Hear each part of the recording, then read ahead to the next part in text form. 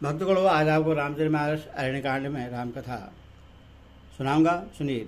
दिव्य रूपधारी कबंध का श्री राम लक्ष्मण को ऋष्यमुख और पंपा सरोवर का मार्ग बतलाना तथा मदंग मुनि की वन एवं आश्रम का परिचय देकर प्रस्थान करना, यह कथा आज वाल्मीकि रामायण में आपको सुनाऊंगा। आप ध्यानपूर्वक सुने।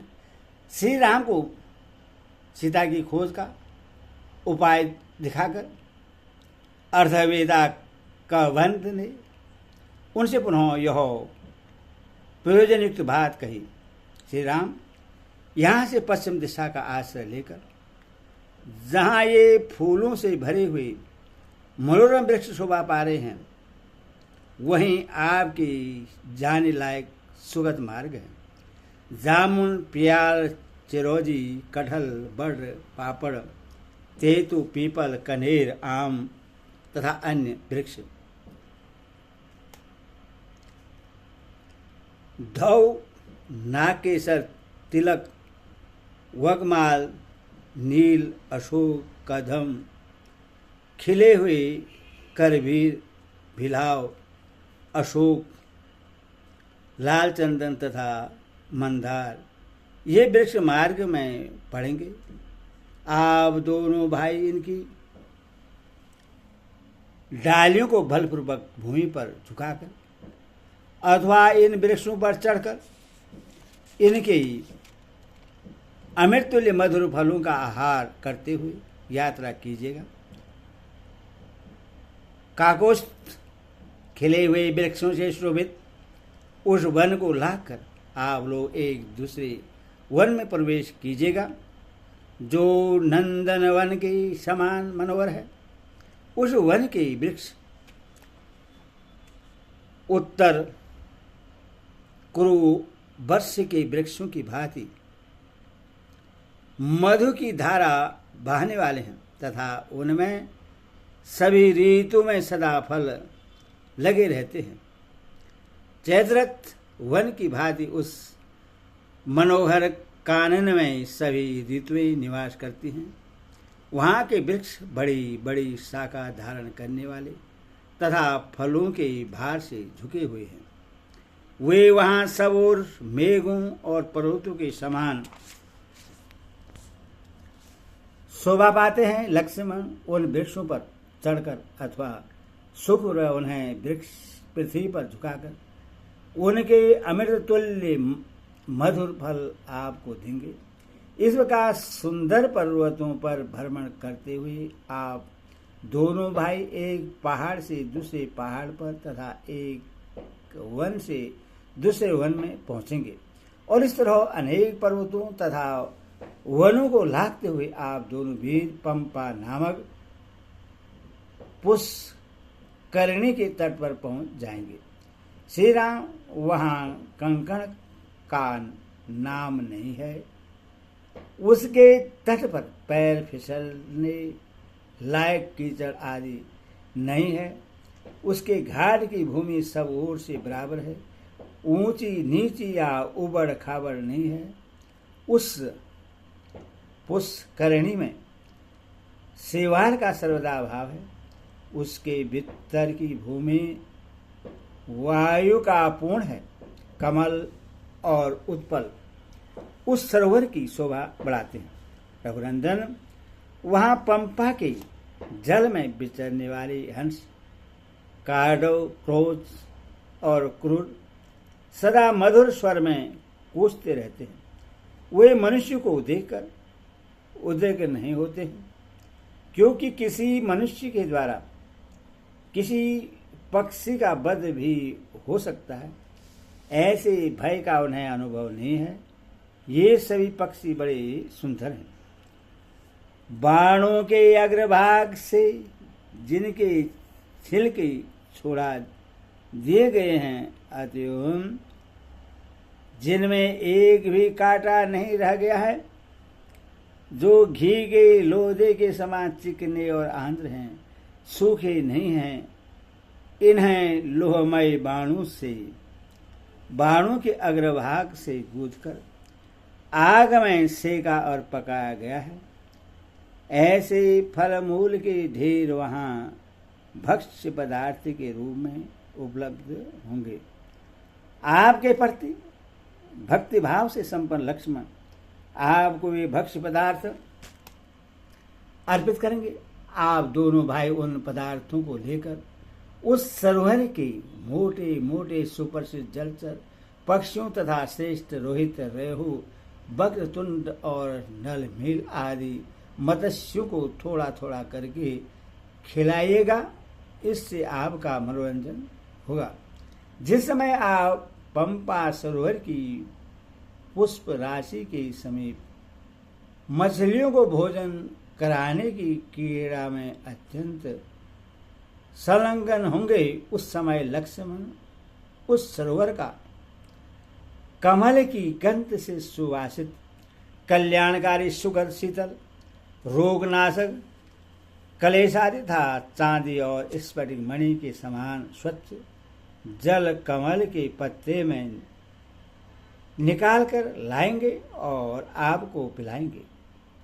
श्री राम सायंकाल में आपके साथ विचरते हुए लक्ष्मण आपको उन मोटे मोटे बनचारी बानरों का दर्शन कराएंगे जो पर्वतों की गुफाओं में सोते और रहते हैं।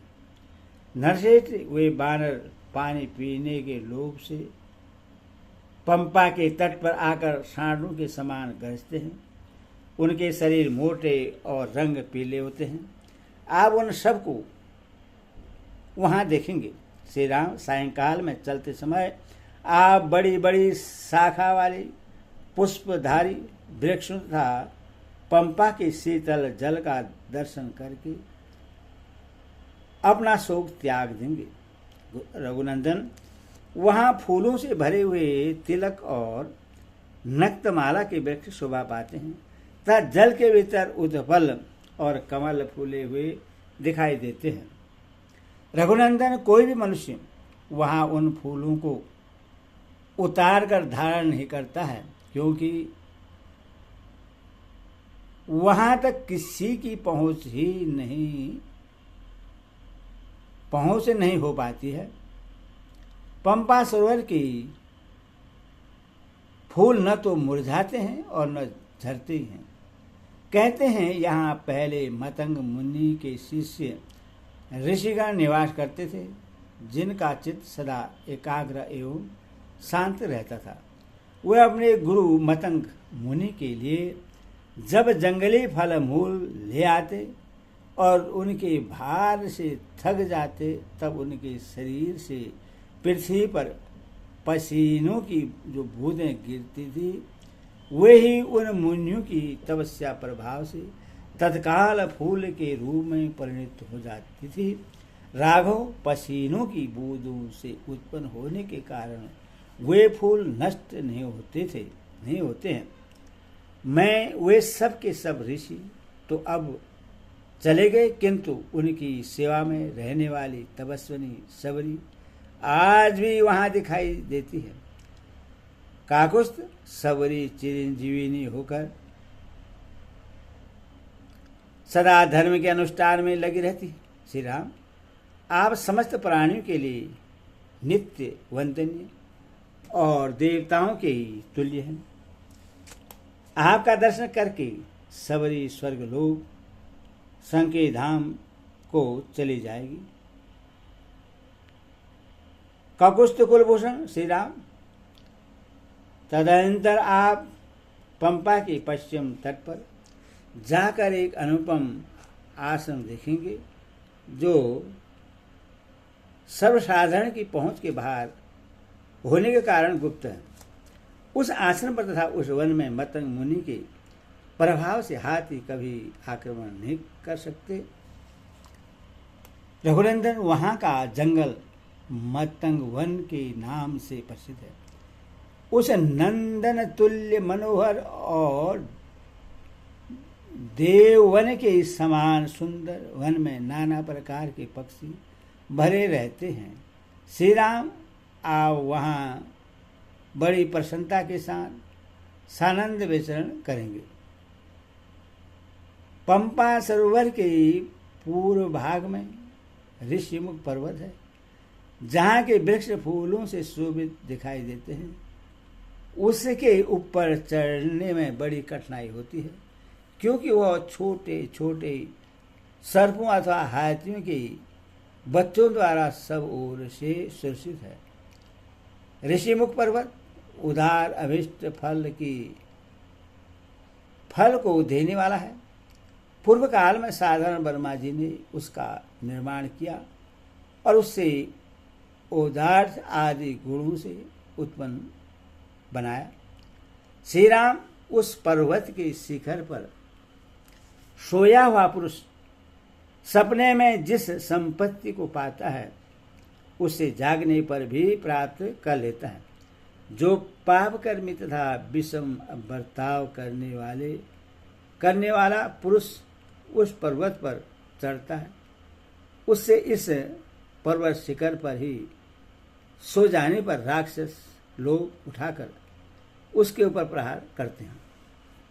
श्री राम मतंग मुनि के आश्रम के आसपास के वन में रहने तथा पंपा सरोवर में कीड़ा करने वाले छोटे छोटे हाथियों के चिघाड़ने का महान शब्द उस पर्वत पर भी सुनाई देता है। जिनके गढ़ स्थलों पर कुछ लाल रंग की मद की धाराएं बहती हैं, वे बेगशालिदा मेघ के समान काले बड़े बड़े गजराज झुंड के झुंड एक साथ होकर दूसरी जाति वाले हाथियों से पृथक हो वहां विचरते रहते हैं। वन में विचरने वाले वे हाथी जब पंपा सरोवर का निर्मल मनोहर सुंदर छूने में अत्यंत सुखद तथा सब प्रकार की सुगंध से सुवासित जल पीकर लौटते हैं, तब उन वनों में प्रवेश करते हैं। रघुनंदन, वहां रीछों, बाघों और नील कोमल की कांति वाले मनुष्य को देखकर भागने वाले तथा दौड़ लगाने में किसी से ही पराजित न होने वाले मृगों को देखकर आप अपना सारा शोक भूल जाएगा। श्री राम उस पर्वत के ऊपर एक बहुत बड़ा गुफा शोभा पाता है, जिसका द्वार पत्थरों से ढका है। उसके भीतर प्रवेश करने में बड़ा कष्ट होता है। उस गुफा के पूर्व द्वार पर शीतल जल से भरा हुआ एक बहुत बड़ा कुंड है। उसके आसपास बहुत सी फल और मूल सुलभ है तथा वह रमणीय हद नाना प्रकार के वृक्षों से व्याप्त है। धर्मराज सुग्रीव वानरों के साथ उसी गुफा में निवास करते हैं। वे कभी कभी उस पर्वत के शिखर पर भी रहते हैं। इस प्रकार से राम और लक्ष्मण दोनों भाइयों को सब बातें बताकर सूर्य के समान तेज और पराक्रमी कबंध दिव्य पुष्पों की माला धारण की आकाश में प्रकाशित होने लगा। उस समय वे दोनों भाई श्री राम और लक्ष्मण वहां से प्रस्थान करने के लिए उधर हो आकाश में खड़े हुए महाभाग कबंध से उसके निकट खड़े होकर बोले, अब तुम परम धाम को जाओ। कबंध ने भी उन दोनों भाइयों से कहा, आप लोग भी अपने कार्य की सिद्धि के लिए यात्रा करें। ऐसा कहकर परम प्रसन्न हुए उन दोनों बंधुओं से आज्ञा ले कबंध ने तत्काल प्रस्थान किया। कबंध अपने पहले रूप को पाकर अद्भुत शोभा से संपन्न हो गया। उसका सारा शरीर सूर्य तुल्य प्रभा से प्रकाशित हो उठा। वह राम की ओर देखकर उन्हें पंपासुरों का मार्ग दिखलाता हुआ आकाश में ही स्थित होकर बोला, आप सुग्रीव के साथ मित्रता अवश्य करें। इस प्रकार श्री वाल्मीकि आश्रमायण आदि काव्य अरण्यकांड में तेह 13वां सर्ग पूरा हुआ। बोले सियावर रामचंद्र की।